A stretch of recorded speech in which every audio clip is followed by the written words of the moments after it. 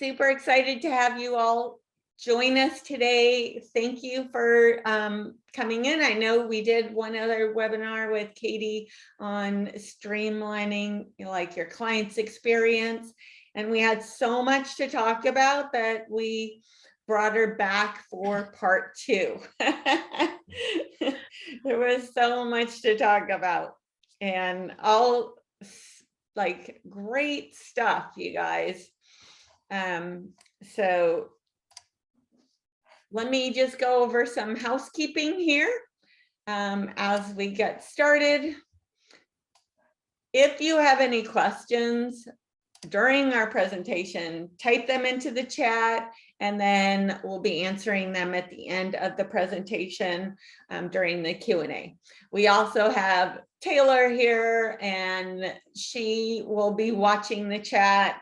And as things come up, she might be helping answer some of those questions too as we're going along.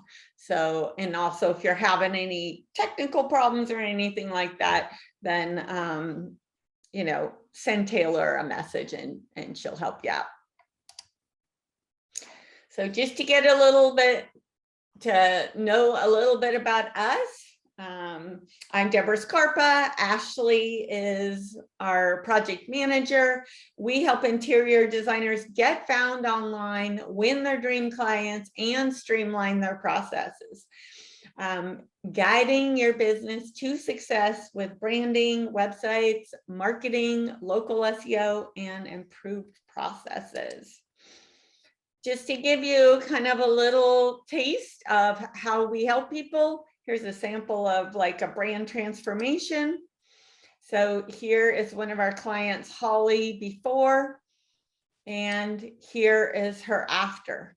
So think about if you're somebody who is searching online, maybe you looked at everybody in Google Maps, you looked at their reviews, you opened a few websites. If you looked at this website versus the one that I just showed you, like, who would you contact? Who would you assume, you know, who would you trust more? Who would you assume charges more for their services? Who do you assume is like running a real professional business instead of doing it on the side as a hobby? Absolutely, like this company versus the other one. So let's introduce Katie here. I'm so excited. We had such a fun conversation last time. I'll let her introduce herself. Great. Yeah, I'm Katie McFarlan. I own Dakota Design Company, which is consulting and back-end implementation for interior designers and wedding planners. And we always start with the client experience because that really sets the boundaries and all the structure for the company and allows them to, you know, kind of have all the other areas of their operations fall into place. So client experience is my jam. And that's why we're doing a second, you know, webinar on it, because I could talk for days and days and days and days. So that's why we're here. Yeah, I love it. And, you know, when I'm thinking about running a business and growing a business, I always want people to think about that there's 4 different buckets. There is sales, there is marketing, there is operations, and there's finances. You need to have all 4 of those buckets like working, and the client experience touches on all 4 of those points too. Yep. And you need to, and as you grow, I was just thinking about this yesterday, you know, like maybe one of the buckets isn't working that well, and so you're focused on that one. When you get that fixed, like let's say your sales and marketing isn't, you're working on that because that is holding you back. So you work on that bucket, and then what happens is your operations, you know, if you bring on a lot more work than you had previously, then your operations doesn't work anymore and needs to be updated. So you have to change something there, right? Mm-hmm. So it's a constant balance of going back and forth between the buckets. But this topic is so exciting to me because your customer experience touches on all 4 of those buckets. And it's super important if your customers are having a bad experience, they're not going to work with you. They're not going to refer you. You're not going to be able to grow. Like, it is super important. Well, and I think even too, along those lines, is if you're not able to provide a good experience for your clients, like, it will absolutely tarnish their appreciation of the final result. So you could do the best design you've ever done, and they are so frustrated by your process that they like can barely even enjoy it. Yeah, they like it, they love it, but like they are holding all of this like anger about this horrible, like, why did it have to be this hard? Right. So I think that's definitely something to think about as well. Yeah, good point. Really great point. So today's agenda: streamline your client's experience. So we'll be covering how to streamline your services, operations, and processes to improve your client experience so that you can raise your rates, avoid mistakes, and focus on what you love doing. We'll discuss onboarding, proposals, setting boundaries, way to ask for feedback, and so much more. And I know we had another webinar, so if you haven't watched the first one, definitely watch that one too, because when we went through the first one, we went only through half of our slide deck. So we're here to go through the other half, because there's so much to talk about. Okay, so what mistakes do you see designers making when a project first starts? Yep. And so to anyone who's here and was also at the last one, to kind of, add on to what Debra said, we might be covering some of the same things, and there might be crossover from some of these questions into what we already talked about. So you'll be hearing it possibly a second time, which will mean it'll really hit home. So it'll really hit home for you. So, so for me, when I work with my designers, a lot of the problems or the challenges, mistakes that I see when a project first starts is, if we take it from the very beginning, is not having like any screening information going out to a potential client, right? So, a lot of my clients are saying, I want bigger projects, better projects, bigger budgets. And then they're not sending any information out to potential clients. And so potential clients who have a big project, who have a big budget, they don't have a lot of time. And that's why they're willing to pay more and invest more in their project, right? Because they don't have a lot of time, but they need somebody to do that for them. So customers don't like for it to be hard, to not know what they're getting themselves into, right? So I would say one mistake I see is not sending any type of information out in the beginning. Like for me personally, I don't want to get on a call with the designer if I don't know if it's going to be $5,000 for their fee or $25,000 for their fee. Because if it's $25,000, I'm not a good fit. I can't afford that, right? So I don't want to, I have 3 little kids. I have my own company. I have a team. Like, I don't have a lot of time to just get onto a call. So it's a courtesy to me, I believe, to a customer to provide them with that information so they can make the decision. So I would say that's one of the first mistakes that I see oftentimes, is just not having any of that screening information. And then that results in getting on a call with someone who cannot afford you or isn't a good fit, or just wants you to pop over and pick out a paint color and fluff their pillows because that's what their neighbor down the street did when she decided she wanted to do design. So you really, I think, setting some expectations and parameters for how you work right up front is really important. And then I would say when a project first is starting, which is the question, which is why I go over on these webinars. When a project first starts, I would say the number one problem I see is not having like a comprehensive onboarding process. So, and I think why this mistake is happening is because designers are not starting projects right now, right? Like they're maybe booking a client, but they're not starting for a couple months. And so what I see is happening is they're either saying, well, that's a long time to get started, so we'll just wait. So I'll come back to you in 3 months when we're ready to start. And then what happens is that client goes and finds someone else, right? And they're like, well, I found somebody down the street who could do it. So I think, I always recommend, book ahead, like book out your pipeline. So, hey, we're not starting projects until, June, but let's get on a call, discuss your project so we can at least get you confirmed on the calendar. And then you still do the proposal, you take their, first design fee installment, and then you lock them in. Okay, we're going to officially kick off your project on June 1st. So, but then nothing happens. No work is being done. They just wait. They wait to get started. And in the meantime, you can send them a few emails like, here's how to prepare. Here's what, don't throw anything away yet. Start pinning to your Pinterest board, really think about what you like, what you don't want, like all those things. So I would say, not getting people on like a paid like not having people pay and then get on your list to start when you're available, and then not onboarding them. So I actually have experienced this myself. I've been onboarded into someone's company when I hired them before I paid and signed a contract. And I was like, oh, okay, like either this is like a really smart sales tactic because now I feel like I have to pay and work with you because you just like sent me all this onboarding stuff. But it was also really confusing. I was like, oh wait, I didn't, did I say that we're doing this? And I was going to work with them anyway, but I think it causes this sense of confusion of, oh, wait, you're already onboarding me, asking me for all this information, but I haven't even decided if I want to work with you or not. So it just causes a little bit of confusion. It's like, well, wait, I don't understand why they're doing that. So I always say onboard after they have signed the contract and paid, because they're not a client yet, right? So you don't want to have any confusion about what they get as like a paid client versus what they don't get as a non-paying client. So I would say along those lines also, especially because there are so many designers who are on a wait right now where they're not starting projects tomorrow, they're starting them weeks, months ahead of time.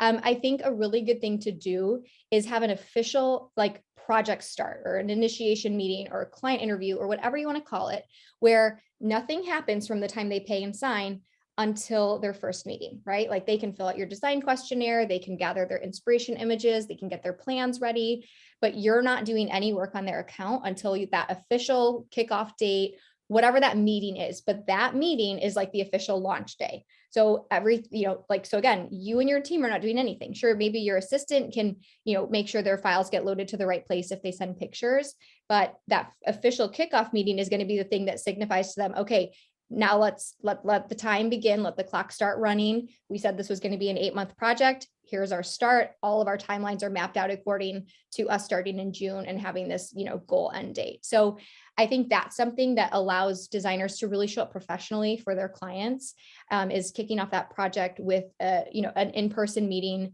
reviewing the questionnaire, reviewing their images, really saying, are we still on the same page as we were when we met 3 months ago, 4 months ago? Is anything changed that we need to be aware of? Any of your functional needs or style needs or anything like that? So I think that helps the client because they feel really good and excited. Like, okay, this is really comprehensive. I feel really good. I know what's next. And then also for the designers, it feels just really professional. And it's like a nice way to say like, no, we're not doing anything until your kickoff meeting. So it kind of like creates this boundary for the designers as well. Yeah, those are all super good points. And, I like to think about the idea of, if you have a client that you're working with and they're not working out, right? And you're frustrated with them. Is it really because of them, or is it because you haven't set them up to be an A+ client? Yep. Right? Did you not like set the expectations? Did you not, explain to them like the process? And, you can set clients up to be better clients, to be A+ clients, and, really think about if something isn't working out, instead of thinking about the client being the problem, is it because you didn't set up the right, process, and that is why, or the right expectations, and that is why they're not that great of a client. Yeah, because it's on you. Yeah. And when I do work with my designers, we look through each phase of their process. Okay, like what's your inquiry phase, right? Like what happens when someone first submits an inquiry? What happens when you are preparing their proposal? Like what happens at consult? What happens at onboarding, delivery, presentation? We look through all of those key milestones. And it's so easy to see where we need to fix something, right? Like, oh, yeah, clients are always frustrated with lead times. Okay, let's take this all the way back to the beginning and let them know in the investment guide how long lead times are, in the welcome guide how long lead times are, like at your presentation how long lead times are. And you can actually use that information like as a selling point of, hey, we just presented, we need feedback by this date, we want to get these orders in for you as soon as possible because lead times are 16 weeks to a year or longer, right?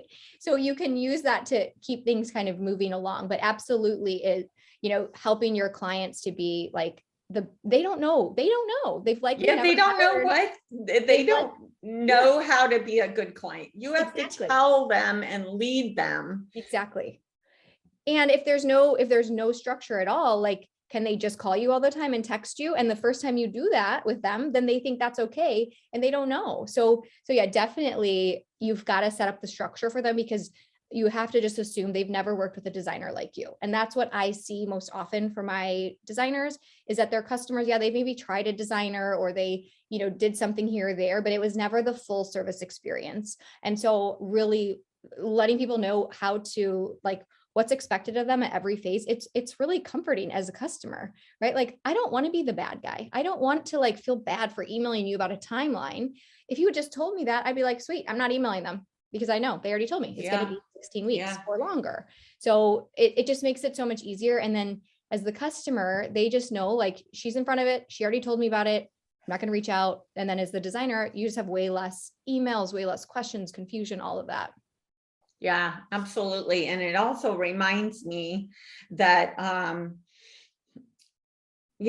like, yeah, they just don't know how to be a great client unless, like, you help them. Yep. Or even a lead, right? You have to help them along. Yep. So how do you recommend interior designers improve their business's design process? I feel like this is a really big question. There's so many. Well, maybe just go over the top, like, points. Got it. Okay. So if I think of some challenges that my designers typically kind of come to me with and present, I think one of them would be the proposal process. So I see some designers where it takes weeks for them to get a proposal back to a client. And I think that's like really stressful. And I know it's not taking them actually 3 full weeks to put it together, but it's taking enough time that they do have to tackle it over a longer period. So my recommendation is always to template everything. So if you have your contract and you have a big scope that you've written, or maybe you only do full service construction, new build, or maybe you do all the things, new build, all the way to furnishing and styling a space. Take all of the big scopes you've ever written and put them into one master document, right? Wherever you keep your contracts, if it's Google Docs or a CRM or wherever, put everything in there and then name that template. And then every time you have a new project, you do their discovery call. If you do a consult, you do that. Then you go to your office, you pull up your template, you make a copy of it for that client, and then you just take out anything that's not included in their scope. So again, I know that's just part of it. Some designers are doing like furniture estimates. They're, getting maybe more information. But for me, I think for that first part of the process, like, your customer is like excited. They just met you. They're really like, they know they have to wait to get started. Like they want something right now. They want something today. So I think, giving them that by sending their proposal and letting them know that right away, it's, I think, really helpful for the sales process. And I think for the psychology of it, the longer you wait, the more time they have to second guess that decision. And, well, do we really need to do it?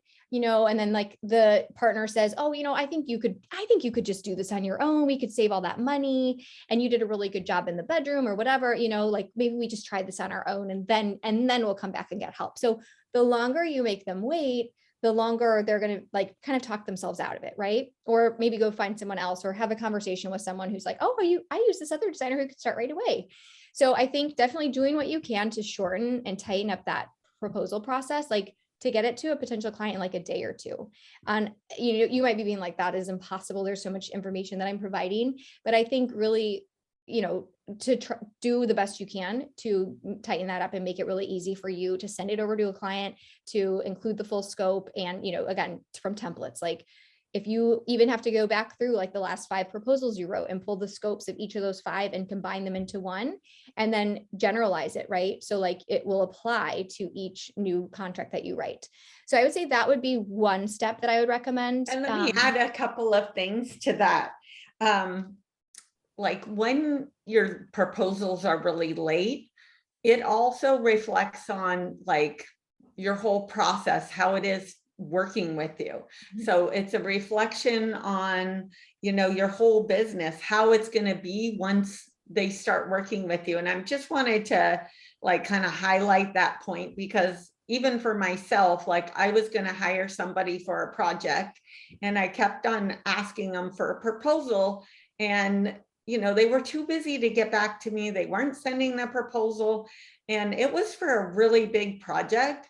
I canceled the whole proposal because I was getting worried that if they can't even go over my project and give me a proposal, then I'm worried about them working on this big project with me, right? Yep. Because they were so unorganized.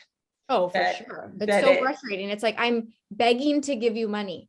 Yeah, exactly. We really wanted to hire them. And, I'm like, wow, it was so messy. I can't work with somebody whose processes are all a mess, because once I'm working on the project, their processes are probably going to be the same, which is going to be a disaster.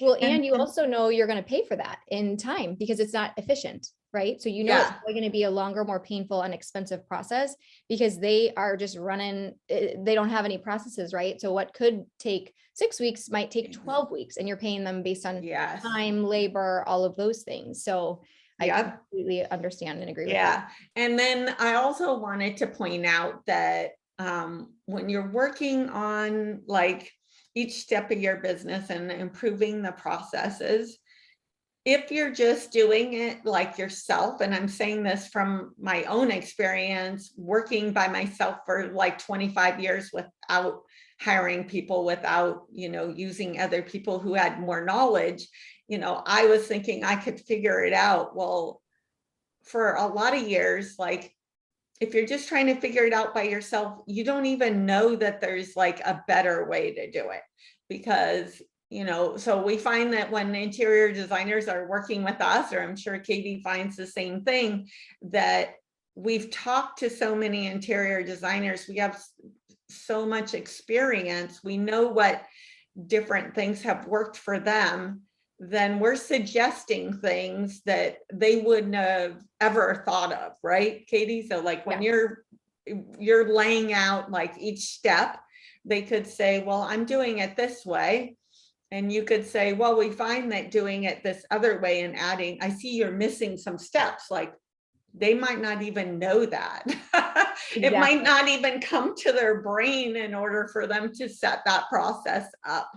So absolutely. Yeah. And I think a lot of designers, they're not coming with from design school. And I think even in design school, they're not necessarily teaching this. And if they haven't worked with another firm, they are coming into it being like, well, this is just how I started doing it.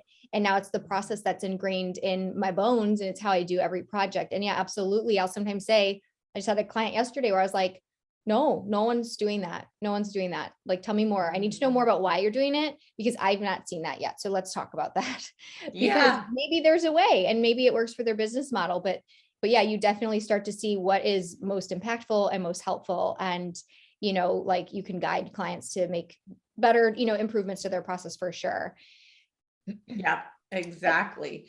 So how do you recommend interior designers set boundaries with their clients? Yeah, so obviously this one's huge.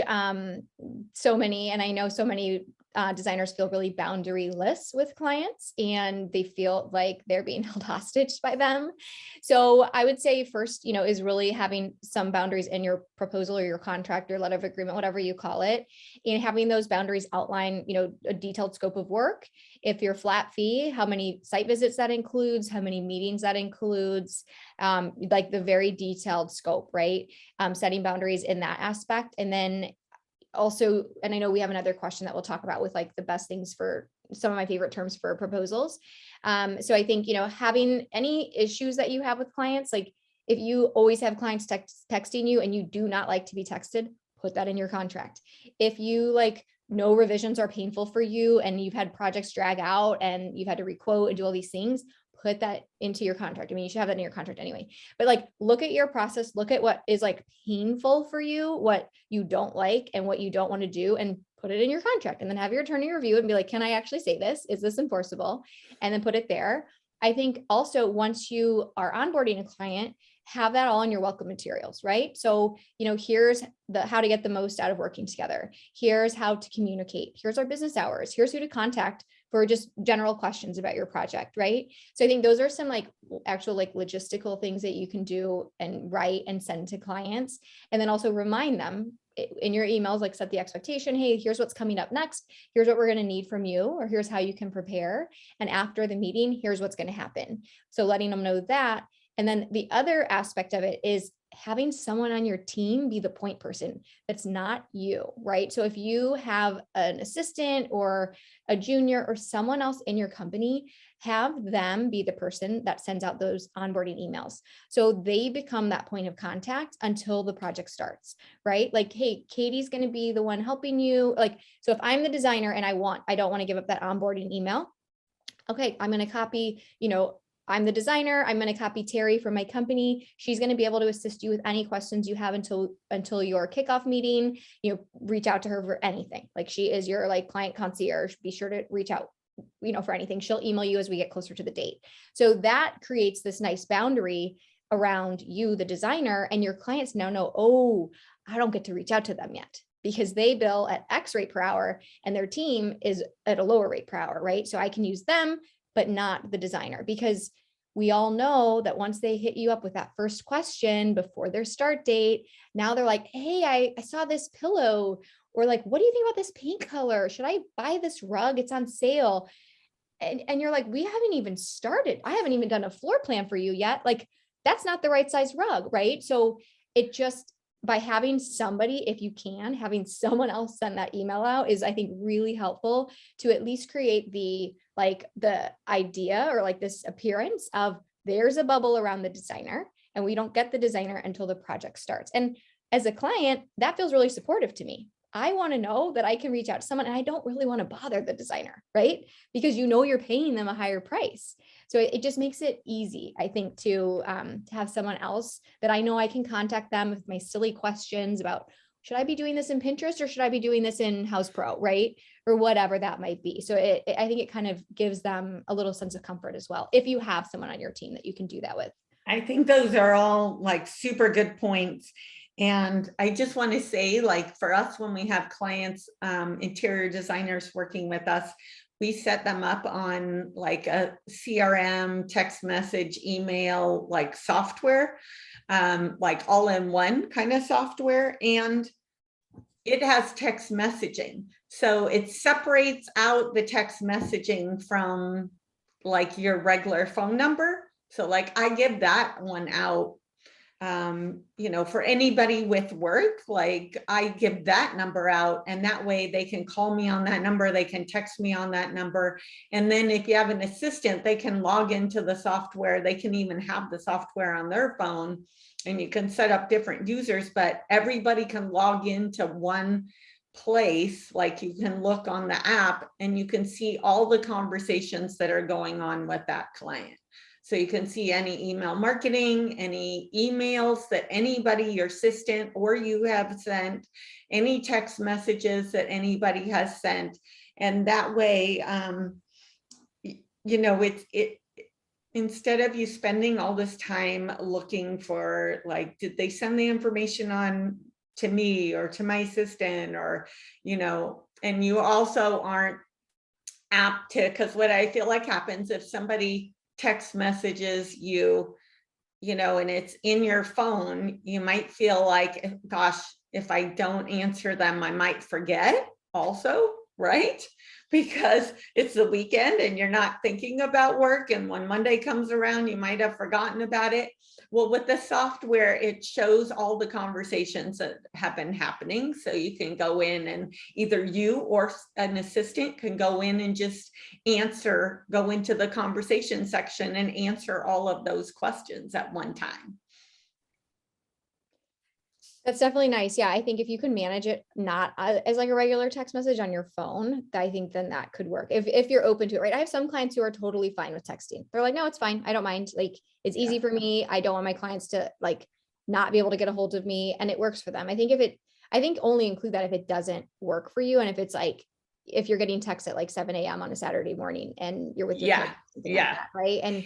And they're frustrated that you're not responding. Yeah, we do find that, and it just depends, like Katie said, whatever works for you. We do find that like when people have appointments and if you send them a automation that has email and text reminders for the appointments, then, you know, we get overall much better like attendance rate.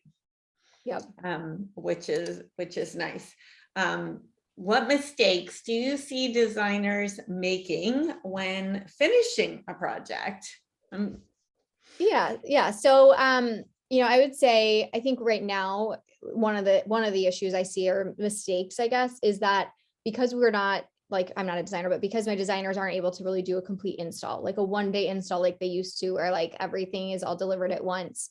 Because they're not able to do that, there's this like question of, okay, but now what? Am I doing 5 installs? Like, am I going to all of them? Am I going to like some of them? Like, what's happening here? How do we structure this and actually like not lose a ton of money by having to go to the house 17 different times and then wait for the window from our receiver, right? So I think that's a mistake I see, is that they believe they should be going to all of these installations. Now, again, you know your clients, you know what's in your contract. So obviously, if you've written it that you're going to be there for every delivery, then you have to be there for every delivery. But also maybe you don't.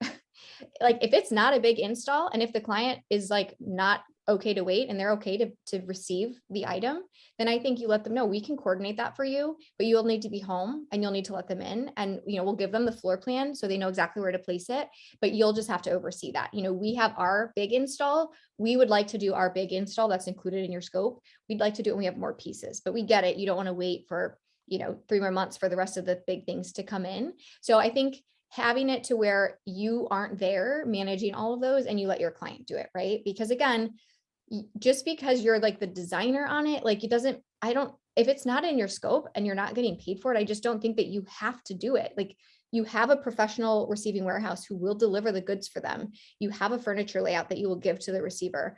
It's already been inspected. So as long as you can communicate that to your client, and if they're like, I can't do it because I'm too busy, I have to work, then maybe you send someone from your team there, or you pick a day when they are home. So I think that there's this idea that you have to be there for every delivery. And I don't think that's efficient. I just don't think it's efficient. I think, you know, you can say in your contract, like, you know, up to 2 installations are included, or we'll do 1 partial install and then 1 final install. Now, again, if it's 5 rooms or 10 rooms, like, that's obviously going to be a lot different. But if you're, I think, just included in your scope that, like, you know, due to these delays, we will have items delivered, you know, some items will be delivered as they arrive at the receiving warehouse, and the client is responsible for being home to coordinate that. If you would like our team to be there, then let us know so we can include that in your scope. So again, I'm not an attorney. I don't know how you'd legally write that, but I think like that's a mistake I see, is that designers feel like they need to be on site for every single delivery, when I don't think they need to be. Like, they could have their team on site. They could just let the client know, like, hey, we want to schedule, we have a big chunk of stuff. I think if you're having a lot of things delivered, then yeah, you should be there. You should be there on site. You could maybe even do like a partial install. You do a little bit of styling, and then, you know, they can at least feel like that's kind of done.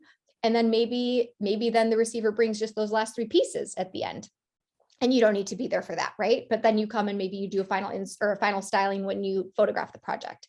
So you can kind of do it one way or the other, right? Like, have items delivered like piece by piece, if that's what the client's okay with, and then you do your install, or, you know, you kind of do like a mini install, and then you have, you know, the other pieces delivered, then you do a bigger install. So I think that would be one mistake that I see, is just some inefficiencies with that, and this feeling like I need to be on site for every single delivery.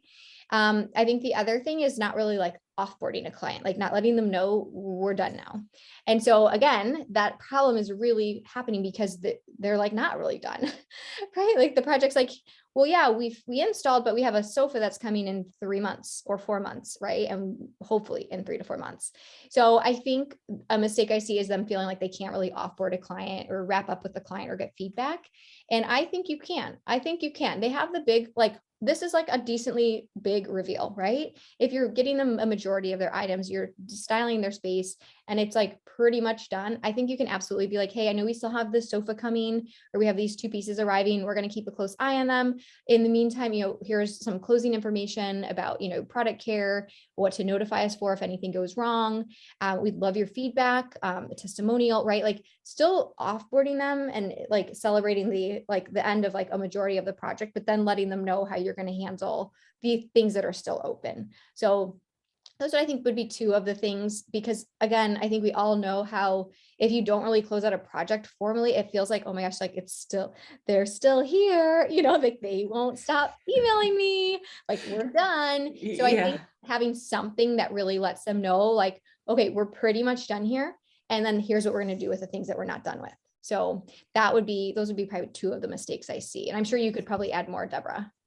Yeah, well, I just want to say that I think it really has to do with like setting expectations, having the conversation like early when, when the client is being onboarded or when you're selling to them, like, having those things in your contract, just so you're having the conversation early is super important, because you don't want to be having those contracts about what's included and what's not in what you're delivering at the very end. You want them to know from the very beginning. So when you get to that point, they know like what's included, because you might say, oh, if this happens, then this is how we'll handle it. At this point, lots of things are running late, so it probably will happen. Like, let's talk about what that's going to look like, what different options we have, what's included, what's not included. Maybe if they want you to do some extra things, maybe that's out of scope and you'll estimate it. But even having that conversation beforehand, then they know like what's included and what's not. Yeah. And it gives them the opportunity to make the decision, right? Yeah. I want you and your team to be here for all of that. Like I'll pay extra. I'm okay. I can't be here, or I'm okay to pay extra storage fees. That's easier. I'd rather have everything arrive at the same time, knowing that you're handling it, and I'll pay the extra, 10 cents a day per piece or whatever that might be. Yeah. And I think again, just presenting that up front to like, hey, this is what we're seeing, and having in your contract, like it's always our goal to do a 1-day install, but like sometimes that's not possible. And we will let you know in advance. Like once we see your project timeline shaping up, we'll have a good idea. I mean, even then it still changes. So it's so hard.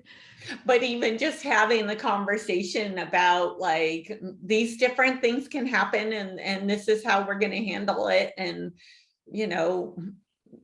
letting them know, having that communication with them, setting those boundaries, letting them know what's included, what's not included, and finding out like what's important to them.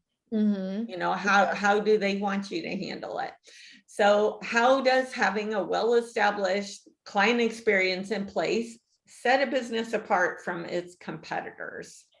Yeah. So I think, again, this is, there's so many things. I would say when you have a client experience process in place, it's because you have a process, right? It's because you know how your design service goes from start to finish. And that's how you're able to create a client experience process. So you have the pieces that go out at each phase, and that's, it all is tied into that. So what I see happen is that this makes it really easy for designers to talk about their services, to jump on a discovery call, because they know the process. Like this is exactly what it is. And for the most part, what I am hearing from my customers and my designers is that the clients they really like that. It's like, oh, this is all that you're going to do for me. Oh my gosh. Like, yes, I need all of this. The last designer I talked to, I don't know what they're doing. I don't even know what the process is, right? Like, are you coming to my house? Am I coming to you? Like, are we shopping? What's happening? So I think just in that sense, right? Like you have this confidence that maybe other designers in your area might not have, right? Because your client experience is really dialed in, and it's able to really like elevate that first impression of your company from the very first like minute they reach out, right? They get, very thorough, comprehensive information. You're like one step ahead of them all throughout. It just creates this, like, they kind of expect that now, right? So they go to these other potential, maybe other designers in your area who don't have a solid process in place, and maybe they don't get an email back for like a week. Maybe the email is like kind of like jumbled and doesn't really give you any information. And doesn't say anything about like anything, and like book a call, come to our office. And you're like, wait, what? I don't know what you even do or how much it's going to cost. I'm not coming to your office. I've got 3 kids and I work full time. Like, how can I do that? So I think that is one really good way, is it really just presents you as a experienced professional. Like, you know what you're doing, you know how to help your clients, and having these having these pieces in place, I think just really presents so nicely for clients, that so much so that when they get the proposal and maybe it's high, they're like, yeah, that makes sense. Like, they're legit. They have a full on like legit process in place. So I think that, right, just having a client experience, it makes it easy for you to talk about your process. It makes it easy for you to get back to people very quickly because everything's already in place, right? You know exactly what your services are, you know exactly what the next step is. It allows you to really guide them through, working with you and what that's like. So for designers or competitors who don't have that in place, it's huge, right? Like, I've had some of my designers say that their customers have said, like, we've reached out to a bunch of designers and no one's doing this. No one else sent us anything like this. And I'm like, come on, this is the buzz. Like, other people should be sending this out by now. Like, this has to have brought on a little bit. Exactly. So, but still, some designers just like, they don't have it, or they don't know that it's an option, right? So I think just having, it just really makes you look professional, I think, right from the start. And it can give you a lot of confidence jumping into discovery calls and consultations, or kind of feeling really protected by that process.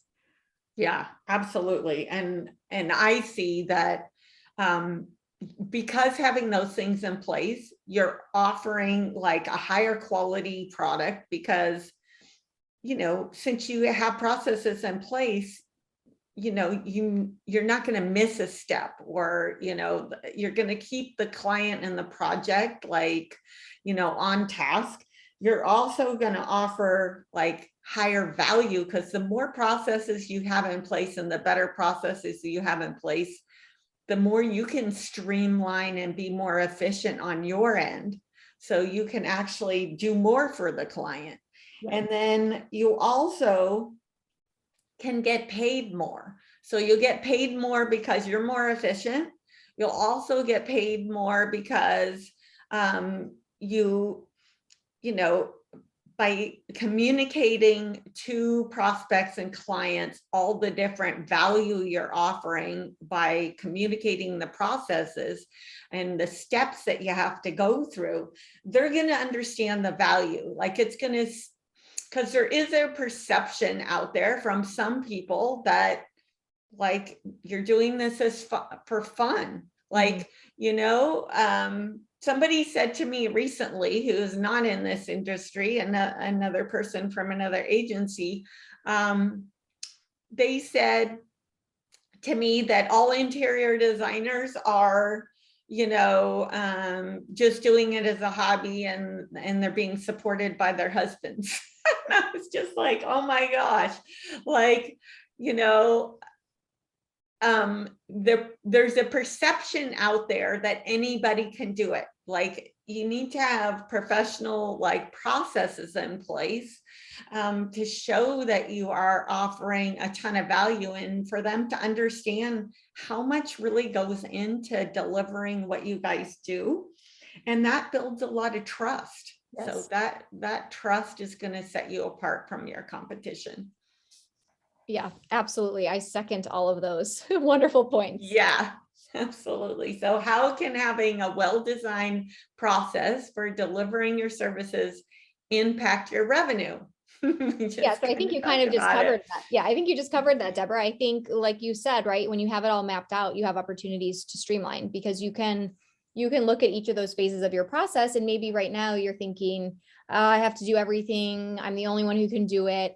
Well, once you map out that process, you can see that like probably like 80% of the work you're doing to deliver that beautiful finished result of a room or a home is not you. It doesn't have to be you, right? It could be an assistant. It could be a junior. It could be a draftsman. Like, it could be so many other people, and it wouldn't have to be you. So I think it's twofold in that. Multiple. One is you have this process and people like really believe in it, and they see all the things you're doing, and they are like, wow, you're doing a lot that I wouldn't even know that I needed. So that makes sense that your fee is X. I think when you have a process, you can see where you can bring in help. And if you have it documented, it's really easy to be like, okay, you do steps 1 through 17. I'll do 18 through 21. You do 21 through 40, and then I'll do 40 through 50, right? Like it's very easy to bring in help. And I'm going to just guess that whatever help you bring in is a lower rate than what you're billing out, right? So now you can have that same fee and be outsourcing parts of it to not like outsourcing, but having some delegating parts of it to someone at a lower rate. And then now you have more time back. So you can now maybe take on more projects, have more time off, work on other big, business development projects that are going to take the business to the next level. I don't know whether that's maybe getting something published or working with somebody like a publicist or something like that, right? To where those are those big picture projects that you always wanted to do, that now you have time to do them because you have help. I think the other thing is that when you have it all detailed, you can start to identify where the bottlenecks are, and you just go to that part of the process and you say, how can we shorten this? How can we decrease what's happening? Do we use software? Do we need to hire somebody at a lower level, like a lower rate to come in? Like, is our junior designer at this rate? Are they doing it and they don't need to be doing it? Is it time to bring in another team member to help and train them to do these other parts, right? So it really allows you to look at the process to see, can we shorten it? Can we remove parts of it that aren't serving the client, that aren't necessary for the team, right? Because sometimes I think we create these services and we throw in all these bells and whistles, and it's like actually not ideal for the client. It might be overwhelming for them, right? And so really looking at it like that as well, like what's our feedback we're getting? Okay, people are overwhelmed by this part of the process. Let's look at those 3 steps or those 10 steps in that phase, and let's see what we can fix. Like, it just makes it easy, right? If someone's like, oh, I was really unhappy with, how long the whole thing took. It's like, well, you're not really able to look and identify, well, where does it take a long time? Like, okay, we know because we have it mapped out that ordering takes 8 hours for 5 rooms or whatever. And so, you know what I mean? Like, you're able to it allows you to have a lot of information when you have everything mapped out, which allows you to make decisions that will, allow you to move out of that work and have somebody else come in and do it. So again, those are like the more, like specific things, but I think also when you are presenting yourself and you're presenting your process to potential clients in a way that's really organized and professional, like people will pay for that. I will pay for something to be easy. Like, nothing has been easy for 2 years, right?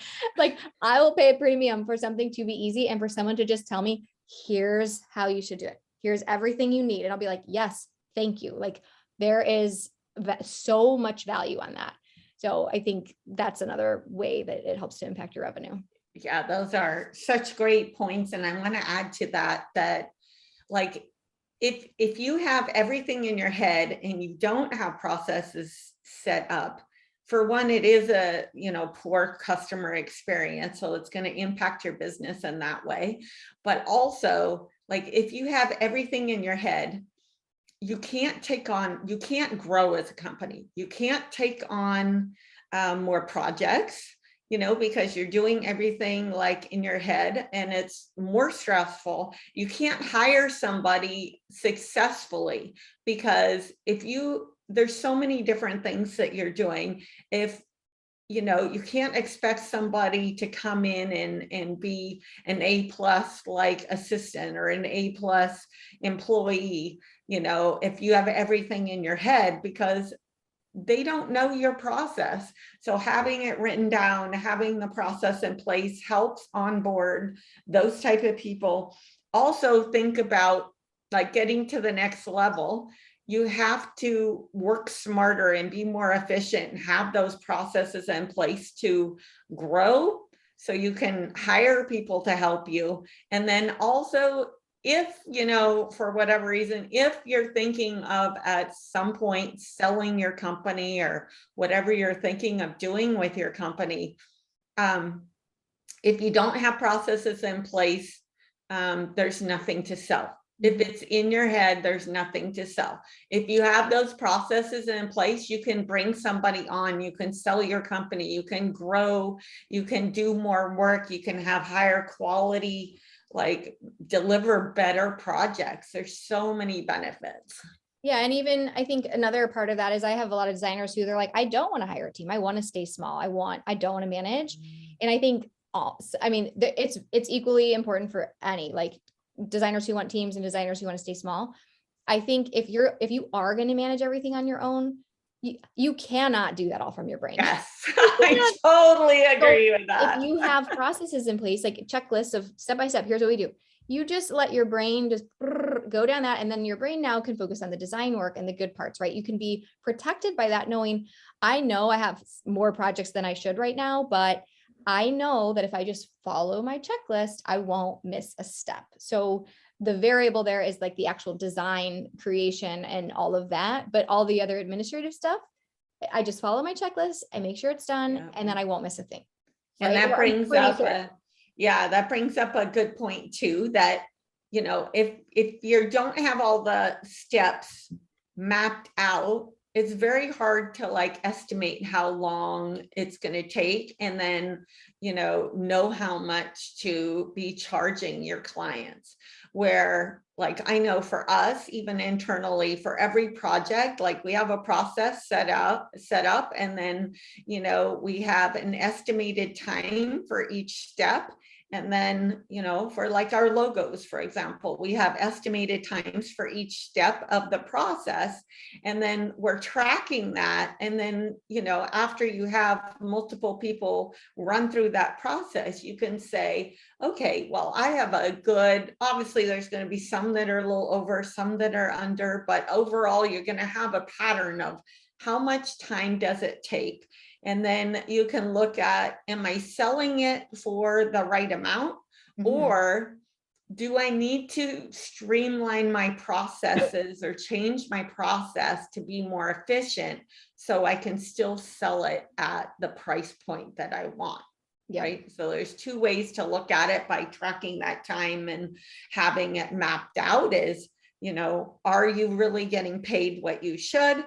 And on the other hand, like, do I need to raise my rates, or do I need to like work on making my processes better so I can still deliver high quality project, but for less like of my time, right? Maybe setting up more systems and software and templates or whatever it is, automations, but make it more efficient. Yeah, I always say, like, when you know your process and your pricing is off, you can determine, like, okay, do we raise our prices so we can continue to do all of this? Do we decrease scope? And now we have this process so we can see what parts are not necessary to the success of this project, right? Take those things out, right? So you know that, hey, this is something that we've been doing extra. We don't really need to do that. We can add that on as an additional like a la carte item, right? So I think definitely like looking at those factors and determining either raise your prices, decrease your scope, or delegate or automate parts of it. So it's not you like actually spending the time to do that. Oh my gosh, we still have so many left. We have more left, but we definitely need to get going here because I want to answer some of the questions people have. If you're interested in, getting to know us, the best first step is signing up for our free brand website SEO audit. And you can do that by going to homedesignermarketing.com/audit. Love to help you out. And also, once you sign up for the audit, then it'll prompt you to schedule a 30-minute meeting with me to go over it. And Katie here, I'll let her talk about what she can do to help you out. Oh yeah. So I think the last time we had an issue with the link, I think it's because it's all lowercase. I don't know why that would cause a problem. Oh, got it. Okay. Yeah. Okay. So what I have is, it's just like a blueprint that kind of walks through the whole client experience for designers from like that first inquiry all the way to final offboarding, and just ask some questions to kind of pinpoint where you might have some gaps in your process. So that would be the complimentary download. And then, yeah, with my services that I do with clients, we have a signature service that is, we create the whole client experience process for our designers, from all the emails that go out, all the marketing materials. We refine and map out their process step by step for them, and just really like put everything together for them in a really professional way that they can use like straight from their inbox or their CRM. So, but yeah, so if you guys check out my website and grab that download, that would be great. Yeah. And Taylor just put in the address to sign up for the audit, and Maybe Taylor, could you look for the website address for the client experience blueprint for us? And see if you can get that in. Yeah, let me see if it works. Okay, Or, yeah. or Well, I think Katie can put it in there. Yeah, I'll Put put the that in link there. in there. I'll let Katie do it. Yeah, okay, just put it there. And then let's get some Q&As. Taylor, you've been watching the chat. Let's look and see if there's some questions that we can answer. Feel free to also, if you have a question, feel free to take yourself off of mic and pop in and ask. More than happy to do that. I know Melissa had a put in chat that she feels like putting no texting and other, boundaries should be in the welcome guide packet rather than the contract. I personally think that you can have it in multiple places. I don't know what Katie thinks. Yeah, so I mean, in my own contracts with my clients, I have communication guidelines, like rush requests, and how we communicate is stipulated in my contract. And communication outside of those channels is billed at a rush fee at a different rate than my regular rate. And then I also have it again in my welcome packet. And then we also have it again in the system that we use with our clients. So they know, here's how we communicate. And it's really clear. Everyone knows, no one really pushes outside of any of those boundaries. With my designers, we often are putting it in their contract. We're putting it in their welcome guide. And then depending on the issues that they have with their clients, we're also putting it into their questionnaire that goes out at onboarding. And it's an additional question that says, we do not text message for general, we don't use text messages for general project correspondence. Please check here to acknowledge that you understand this. So like I have a client who does it, in her contract, she writes no texting 3 times in her contract, like 3 times, because she said it's such an issue for her.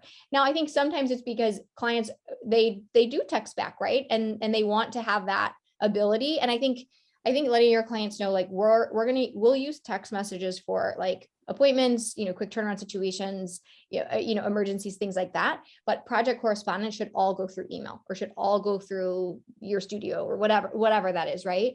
Because there are going to be times you're going to use text messages. Like it's the nature of having trades on a job and contractors and, things happening and deliveries and all of that. But I think it's just saying like, here's when we can use it and how we can use those text messages. But for the most part, we want to keep everything in email so we can keep everything organized for you. We do not want to lose a single message from you. Like it's all important. And it might not be me who is handling it. It might be someone from my team. So I want to make sure they have access when they need it. Yeah, and I think, again, it depends on like, are you using your personal phone number for texting, or are you using like a software solution for texting? Yeah. Because I think it's a little easier to set the boundaries if you're doing like software. It's very difficult if you're just using your personal. Yeah, I agree. And I have some designers who are like, should I get a separate phone just for the office? And I'm like, well, if communication is your issue, like I wouldn't add another communication channel. Yeah. But you're now having to check voicemail and text messages on another one, because your original clients are still going to use your regular phone. Like they're just not going to change. So I think it's just a matter of just redirecting, like, oh, hey, saw your text message over the weekend. I wanted to respond by email so I don't lose anything, like, et cetera, et cetera. Yeah. I think those are great points. Do we have any other questions or feedback? What was helpful for people? Feel free to come off your mic or put it in chat. Hope everybody enjoyed the conversation today. Thank you so much, Katie. This was a great conversation. I love what you do. I'm so into systems and processes and client, experience.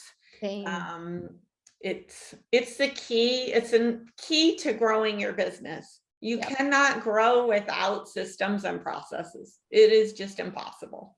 Well, and it's a time investment up front, and then they serve you forever, right? And so think about it like that, like set yourself up as you mean to go on. Like if you want to get big one day, or you want to take these whole house projects, or you want to have a team, start now building that company so it can be ready when you're ready to take that step, versus I'm totally slammed and in the weeds and I don't have any time, so I will never be able to grow my company because I can't set aside time to like work on all these things, right? Yeah. So, And I love your point about like, I was talking about, hiring people and growing your business and stuff, but absolutely, like if you are wanting to keep it small and even just working for yourself, absolutely systems and processes, like nobody can work 24 hours a day forever. It's just no. it's not sustainable. Yeah, it just doesn't feel good to have that much in your brain. And then you're like snapping at your kids and like, you're always like, what was that one thing I forgot to do? And then you're waking up at 2 a.m. like, oh, that was the thing, right? It's like, if you just had it all like in a checklist, then you would just be like, I can deal with that in the morning because it's on my checklist and I do it every time. And if it's not on the checklist, I will add it to the template. So that way going forward will always be there, right? Absolutely. And I know there's too many systems and processes to, set up in like even a week or, what I suggest is, obviously working with somebody to help you, but also just having a goal of having like, I know Ashley, my project manager, like has a goal that she sets up 3 processes a week. So 3 business processes a week. And over time that grows. And then, because if you have a process for everything, I just want to tell a quick story and then I know we're running over.